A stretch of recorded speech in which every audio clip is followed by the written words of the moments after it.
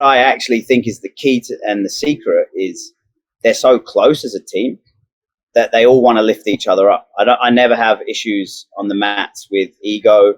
Everyone's just there to get better. And it's really proving the results now. The guys are self-motivated. I don't need to beg them to come into the gym. They're there. They want to be there, and they want to be the best, and they're prepared to put the work in. And it's showing, like there's no secret. It's hard work. It's good quality coaching, and it's teamwork. Hey, Georgia, welcome to the Martial Arts Media Podcast. So I've got a repeat guest today, Ben Vickers from Eternal MMA and Scrappy MMA. How are you doing today, Ben? Yeah, I'm good. I'm enjoying the sunshine in the backyard. So happy days. Well, last time we spoke, we were grabbing a coffee. But last time we spoke on the podcast, podcast 87, we spoke about Eternal MMA. You just got a deal with the UFC Fight Pass to have all your shows and everything featured. And I just bought a ticket yesterday to Eternal Good MMA. Man. Yeah. So Ben and the team run an epic show, Eternal MMA, real top quality production, great fighters. Kind of see now, how you've got to deal with the UFC. But wanted to bring you on to chat about the new development that's happened. And I guess I could just leave it to you before I maybe go down the wrong path with it. But so how have things evolved with the UFC from the last time we spoke?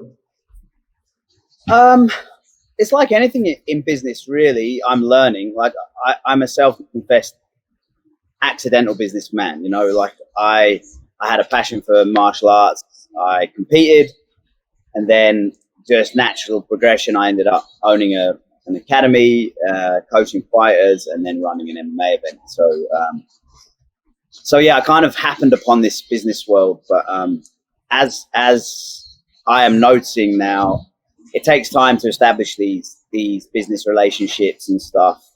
So I guess since 2019, when we did the October Melbourne event, Eternal 48, our debut on Fight Pass, we've done 14 shows with the UFC. We have regular communications. Then we have a monthly call with them where they fill us in on what they need from us, what they want from us, how we're doing, and we're doing very well. We're one of the strongest events on the platform. We get great viewership all across the world, which is a testament to the matchmaking, because we show in a very bad time zone for the US. Our shows go live sort of 4 and 7 a.m. East and West Coast.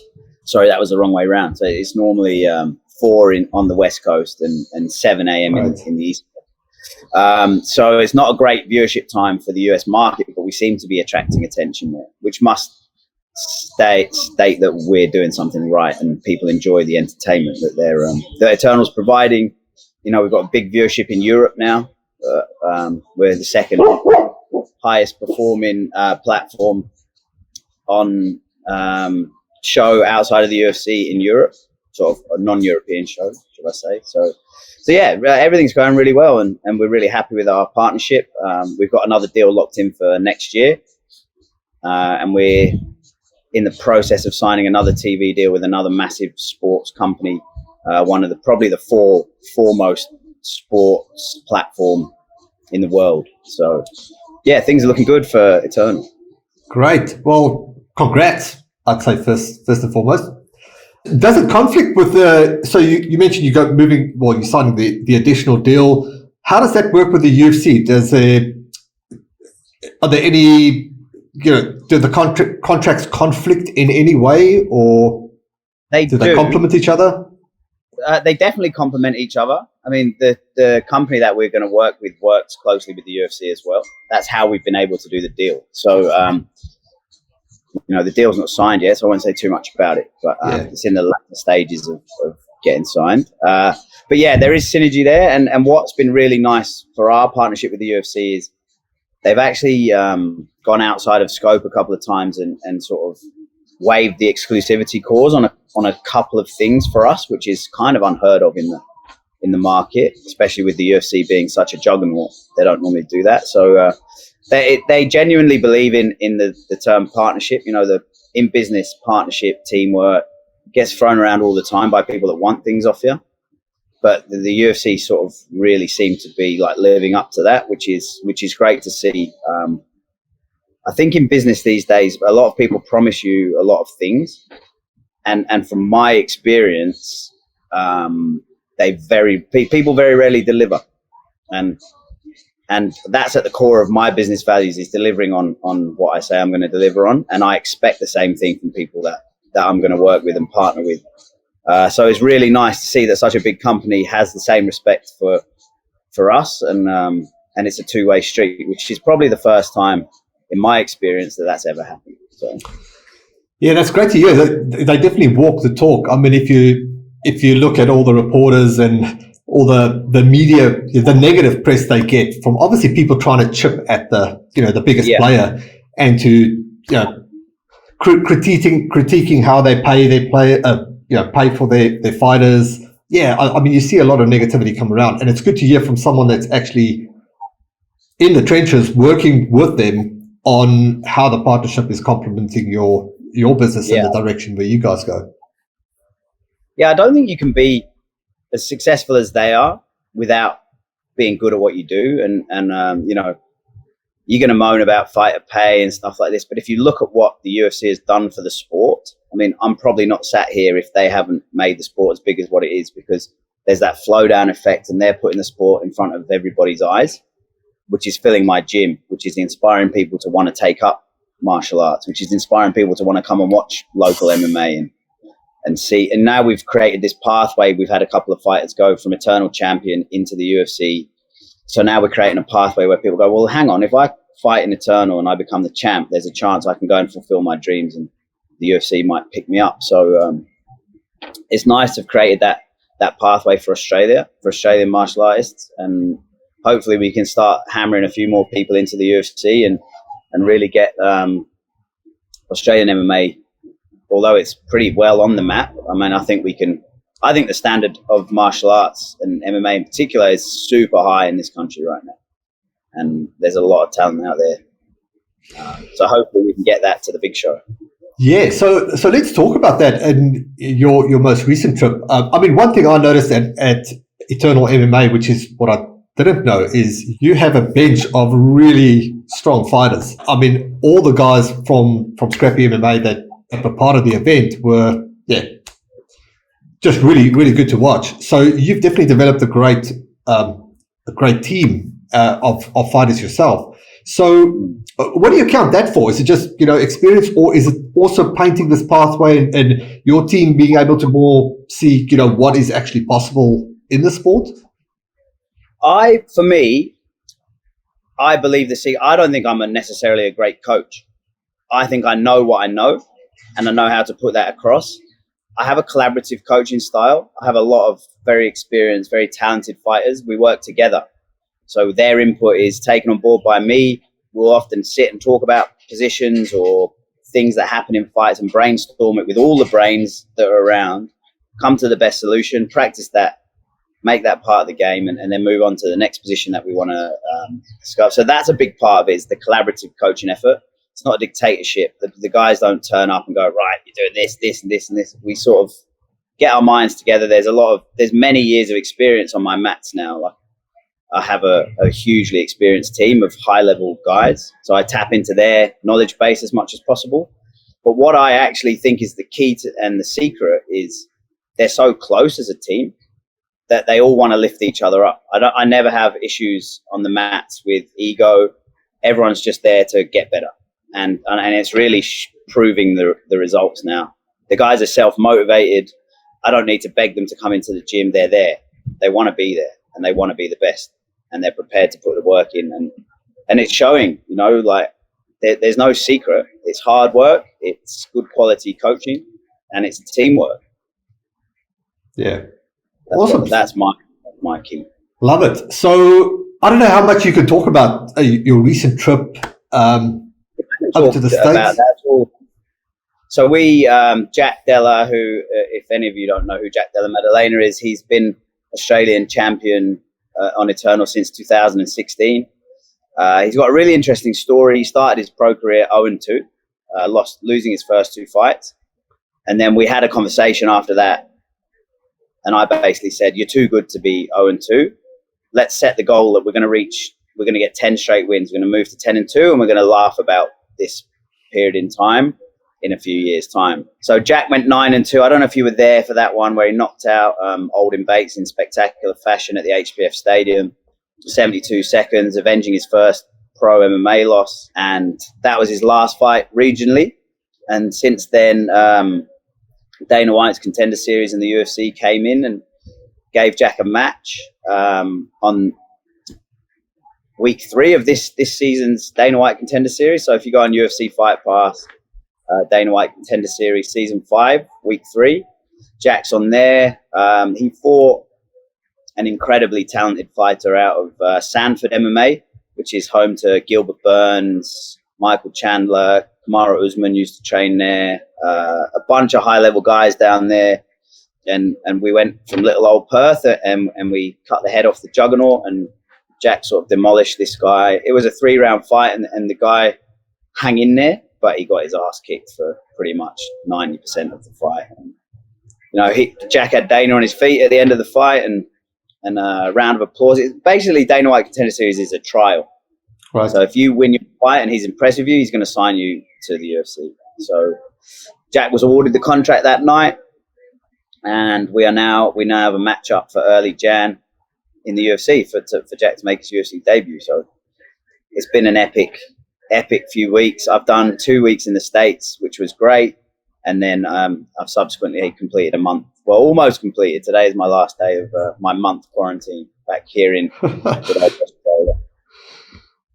Great. So, I mean, congrats to both of you, and for really putting, I guess, Perth on the map officially as having a fighter in the UFC as well. So how does that go from here for you? Yeah, the fights, the travels, the whole agreement. Yeah, so Jack signed a 4-fight deal with the UFC. Okay. So those deals are very one-sided. So that if Jack had one fight and the UFC decided they didn't want him anymore, they would cut him.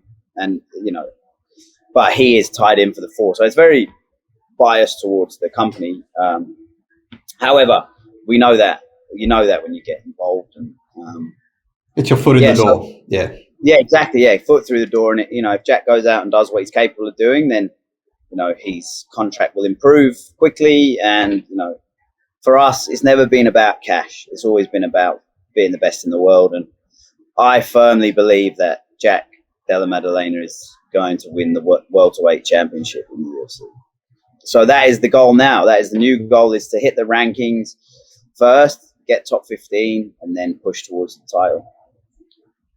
With the travel and stuff, I mean, most of the fights are going to be stateside, at least for the foreseeable future. So I guess it just depends on what happens in the world and where we're at come January as to how much of a ordeal it's going to be, or whether it's going to be. It would be really nice to just fly out there, do what we need to do, and then come home and just slot back into normal life. But I understand that's probably not going to be the case Jan, maybe later on in the year. But as long as we can get out there, we can have the fight, we'll worry about the rest of the stuff.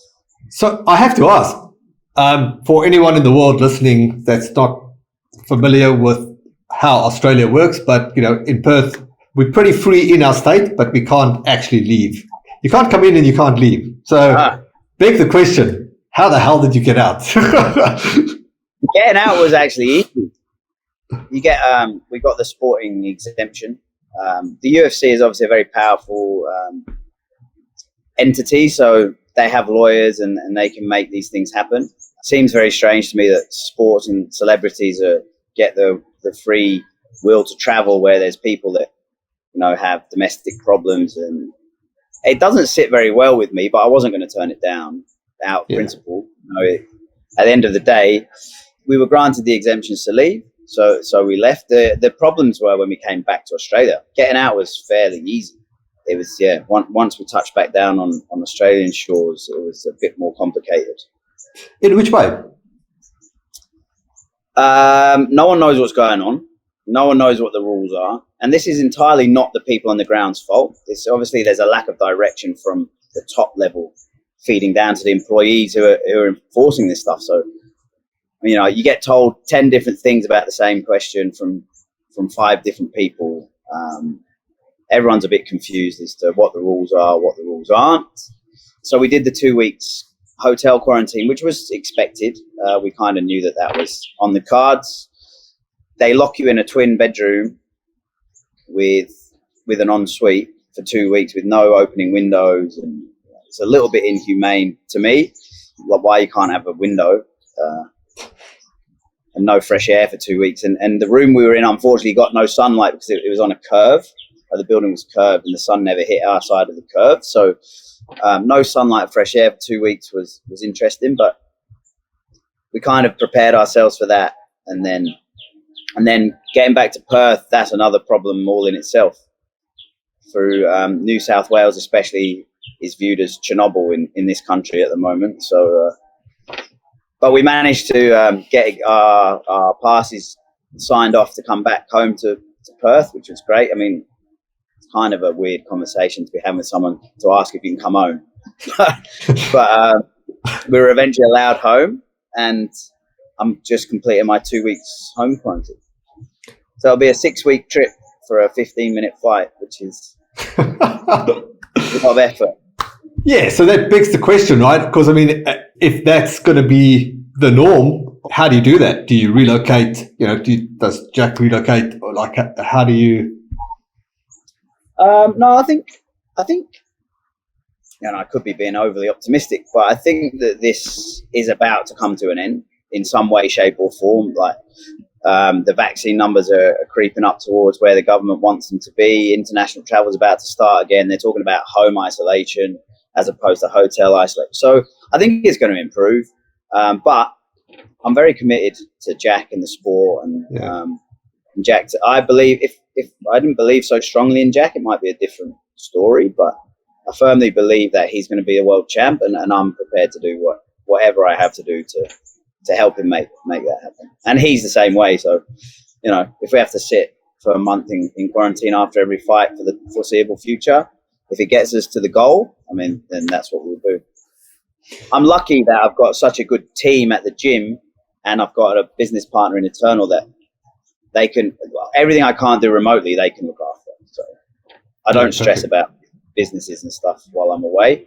And I just get the freedom to focus 100% on what we're doing. So that's epic. How do you feel about this whole situation now that you've traveled, like the way we are handling the COVID situation versus internationally? And there's two sides of this, right? Because for most Australians, we feel like, I think in Perth, people feel pretty cool about everything because we got freedom until you try and leave, right? Yeah. And then Queensland, pretty much the same, but for most of us, we don't want to be in New South Wales and Victoria right now. And then vaccinated, New South Wales isn't a bad place to be. I think they've just let all the clean people out, and the dirty, unvaccinated people must stay indoors for another couple of months, which is crazy as well.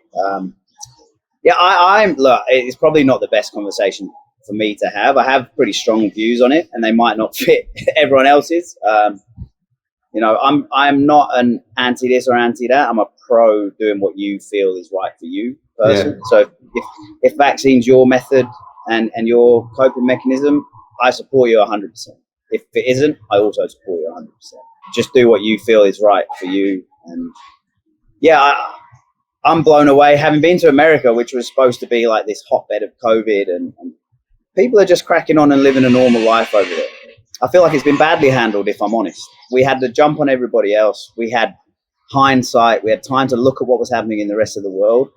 We used our geographical position as a safety net without any real thought to strategy or long-term strategy. We were just gloating to the rest of the world how good we had it over here in Australia. And now we're the worst in the world. So to me, that's poor leadership. I feel like forcing people to do things they don't want to do medically is a very slippery slope. But I have no choice in the matter, really. At the end of the day, comply or live a second-rate life. Yeah.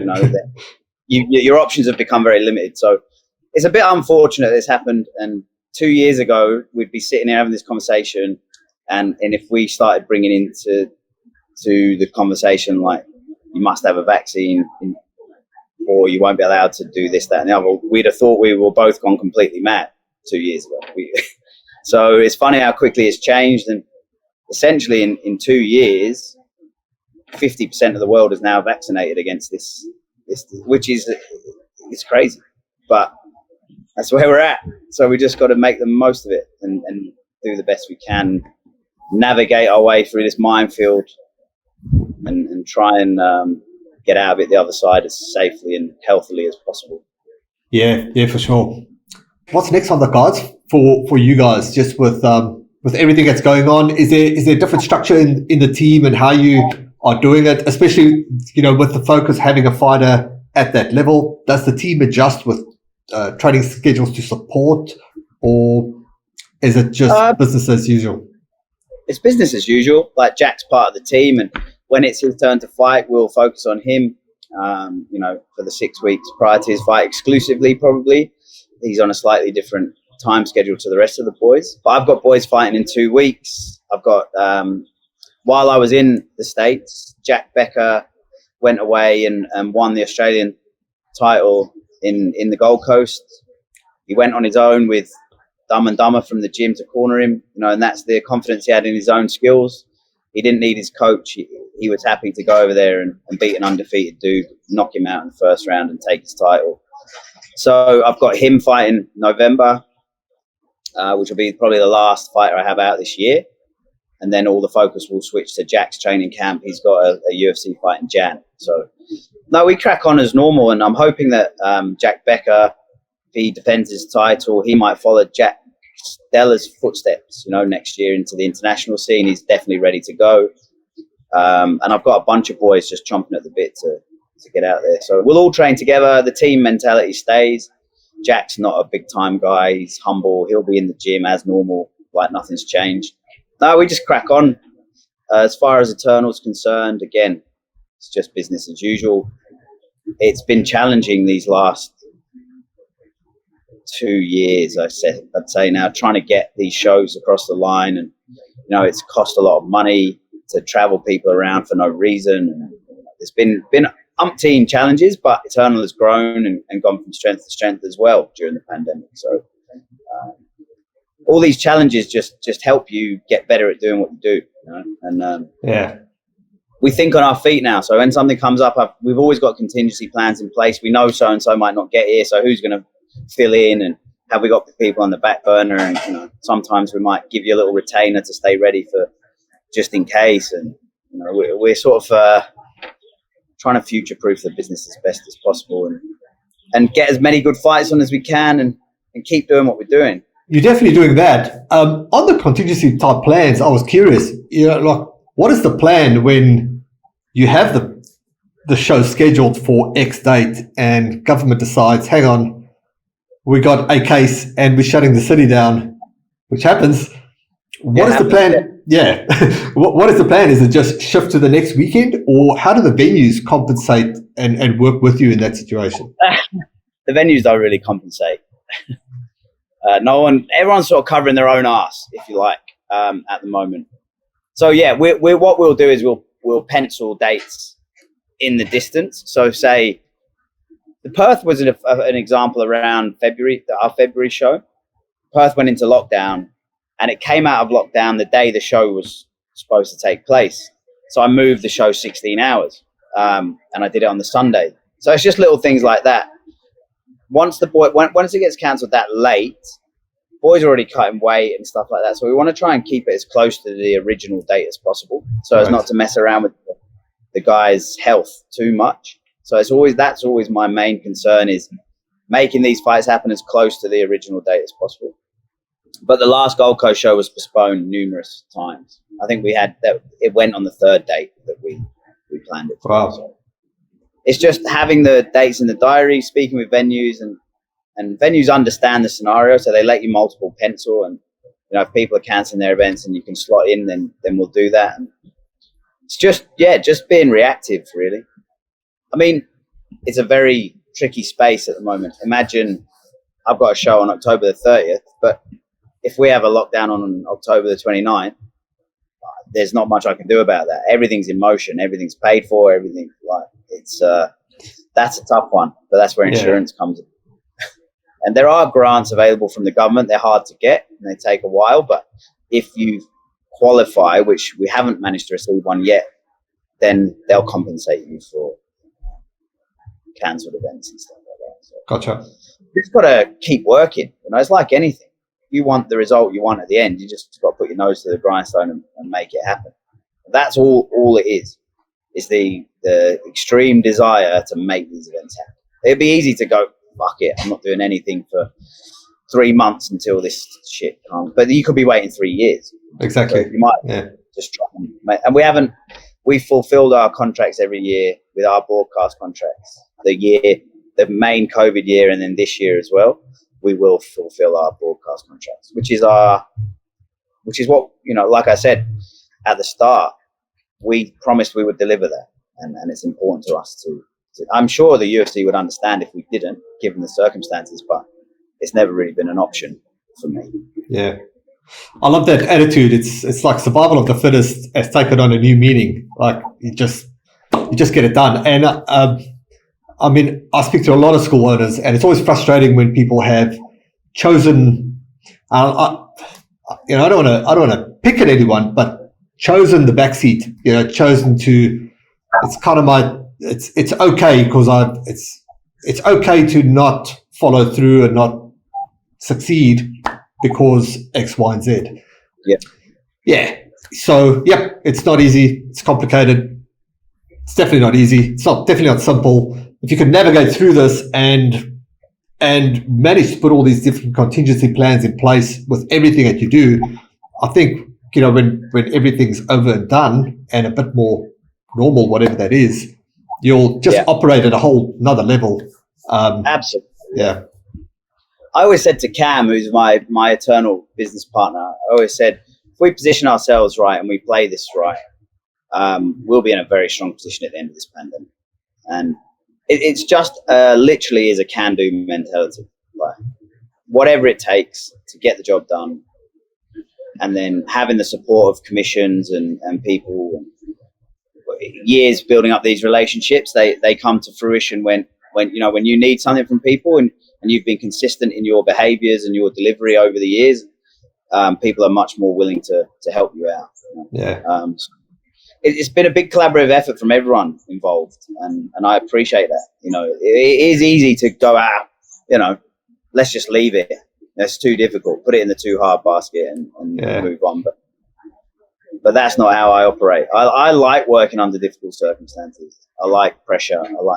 That's where I want to be. Do you feel it kind of fires you up in a way? I just like being in the thick of it. I don't like dull. Like for me, like quarantine is the worst thing that could ever happen to me because I like being amongst it. You know? Yeah. I like shit to be happening all the time. Like, that's just how I like to do. Love it. Yeah.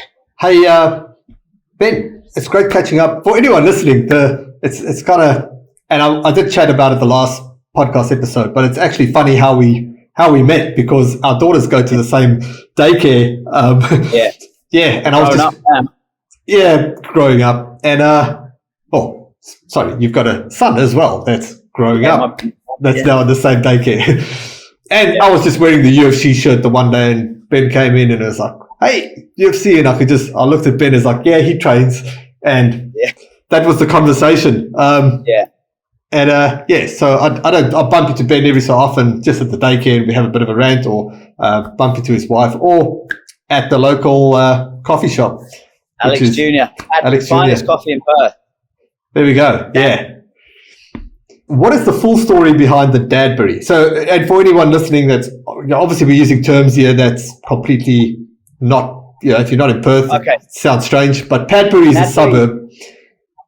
Go for it. Sorry. Padbury is where we live. It was the idea of one of the local dads that we should have a community of people. And what Dadbury does is gets the dads together for one, but they've actually now got government grant and government funding. And what they do is they help people out in the suburbs. So say, you might be a single mom and your garden's got away from you. The boys will come around on a Saturday. They'll dig your garden out. They've got a bobcat and they'll, or your roof's falling in and you can't afford. So they're helping the local community, raising money for kids that are sick, you know, cleaning the school grounds up, like all kinds of stuff. It's just like a community, and anyone can sort of message the page who lives in Padbury or, you know, even, I'm assuming, I don't know sort of the runnings of, but you know, if you were the next suburb over, but you'd been from it, you know, it's just a community of dads that have different skill sets. That my only skill set is I can rock up sometimes and lift some stuff and move some stuff around and be a bit of morale, make people laugh by falling over and being clumsy. But yeah, it's just a great group of people, and I kind of have a little routine. The coffee shop, they built a coffee shop here, and it's become like the hub of the community.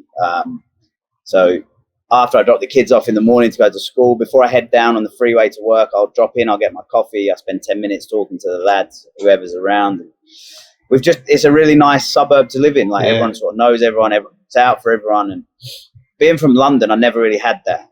Everyone's too busy. Everyone's doing their own thing. No one's really interested in what their neighbor. I didn't know the name of my neighbors, and they lived above me and beside me directly. So yeah, it's really nice to walk around the suburb with the kids, and the kids play with other people's kids. You can sit and have a coffee, and it's a nice thing.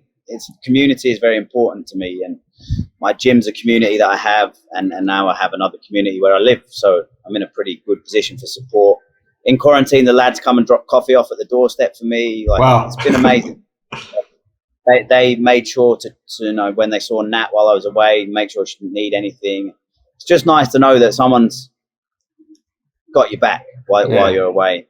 Obviously, with traveling, it's going to become a bit more frequent for me now. It's nice to know that we live in a nice place where people are looking out. And I think if there could be more of that in society, then I think we'd all be in a much better spot. Yeah, definitely. And I got to admit, it's and I'm kind of sad I discovered that part before I moved in. You know, I mean, I'm 10, 15 minutes away, but whenever we drop our daughter off, that's like the first spot I go for coffee. Yeah, and it's just got a great vibe to it. And it is kind of rare. It's the first little hub that I've found in Perth that is very, very close and very, it's just got a different vibe to it. And that is rare in most places. First time in my life I found it. Like, obviously I was a soldier, so I was very transient, so I never really had a home base, and I never really had friends, loads of friends or a group or a community where I lived. It was more like at work, and then when I went home on leave, I'd meet up with the other soldiers, and you wouldn't really fraternize with your local community. So it's really nice for me, and it's probably the first time ever that I've had this sort of community vibe as an adult, and I think it's a great way to live, because if you know, sometimes you feel shit, and there's a bloke down there you can just talk to. He doesn't really know that much about you, so it's quite an open sort of, you don't really, so it's nice just to be able to get things off your chest, chat, and just have a laugh and some banter and push through the day. But everyone knows that there's someone there if they need a shoulder to cry on, or they've got some issues, then there's plenty of lads there to have a chat. So I think it's important for men. Men don't talk enough. You know, I've had some mental health struggles in the last 18 months, and the support of those communities I have around me has been instrumental in getting through that and coming out the other side in a good spot. So find a community, whatever it is, join a club. Like, I think men are terrible for just bottling everything up and drinking their way out of problems, and just, you know, before you know it, bang, there's an explosion there. Very, very true. I can vouch for that. And I think coming from a culture, South African culture, which can be perceived as very stubborn and very hard in mindset, just because of circumstances of where you're from. But there's a lot of pride that goes into opening up, and you know, you always got to show up, be cool, be 100%. I mean, I think it's been great that Tyson Fury has come for so heavily. I mean, for me, he's the greatest boxer of my generation. Definitely the greatest heavyweight of my generation. And what a human being. Like, I've never really met anyone that doesn't like him. You know, he's been to the bottom. He's the baddest man on the planet, and he wanted to top himself. You know? And here he is, a week removed from one of the most amazing boxing fights you'll ever see, and he's flying. but he's a good advocate for. He's the baddest man on the planet, right? But he's able to stand there and go, yeah, I have mental issues and I need to deal with it. So to have more advocates like that is fantastic, and it doesn't make you weak. There's this stupid stigma that us men have that we're weak if we have a problem. You know, I was the worst for it. I wouldn't tell anyone anything. Yeah. But there's a reality check coming at some point in your life, and you won't. It chooses the right time to come for you to work through it. So it happened to me at 40. It might happen to you at 50. It might happen to you at 60. But at some point, if you don't start getting rid of some of these demons or some of these problems or some of these issues, they're going to compound, and there's going to be an explosion, and there might be some collateral damage. So sooner rather than later, get it off your chest. Find someone that you can confide in. And I think it's really important to do that. Yeah, totally.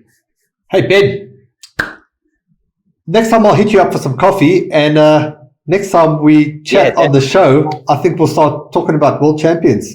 How about that? Yeah, sounds good. Earlier. Give me a couple of years.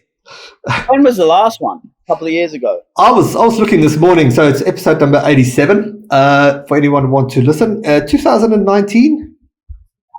Yeah, 2019. Yep. Yeah, I reckon if we circle back in a couple of years, we'll be knocking on the door. Right, we'll call this the Ben and George Show, episode 2 of 20. Yeah, there we go. It'll be slow. It'll be slow paced. We'll do it we'll get there. Once a year, once every couple of years. But we'll just document the journey. I'll get Jack to jump on the net, maybe. Yeah, sounds good. Would love to chat to him as well. Perfect. All right, mate. Good. Thanks for the time. Good to catch up, and all the best for the last few days of quarantine. Enjoy the sun, and you'll be back on it next week. Cheers, mate. Speak soon. Cheers.